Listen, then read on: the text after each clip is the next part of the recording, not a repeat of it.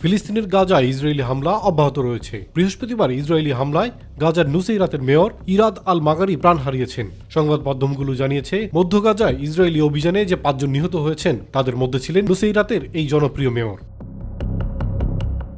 গাজার media office নুসেইরাতের মেয়রকে হত্যার নিন্দা জানিয়েছে। প্রেস অফিস এক বিবৃতিতে নুসেইরাতের মেয়র ইয়াদ আহমেদ আল মাগারির হত্যাকাণ্ডকে বিশৃঙ্খলা সৃষ্টির লক্ষ্যে সংগঠিত যুদ্ধাপরাধ বলে অভিহিত করেছে।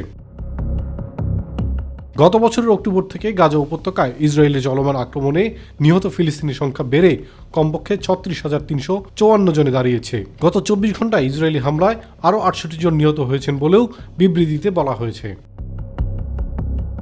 এদিকে হামাসের বিরুদ্ধে যুদ্ধ নিয়ে সত্য তুলে ধরবেন ইসরায়েলের প্রধানমন্ত্রী বেনিয়ামিন নেতানিয়াহু। আগামী 24 জুলাই মার্কিন কংগ্রেসে এ নিয়ে ভাষণ দেবেন তিনি। প্রতিনিধি পরিষদের স্পিকার মাইক জনসন এবং সিনেটের সংখ্যালঘু নেতা মিচ ম্যাকনেলের এক বিবৃতিতে বলেন, নেতানিয়াহু প্রতিনিধি পরিষদ ও সিনেটের যৌথ অধিবেশনে বক্তব্য রাখবেন। ইলিয়াস কমল, মাই টিভি।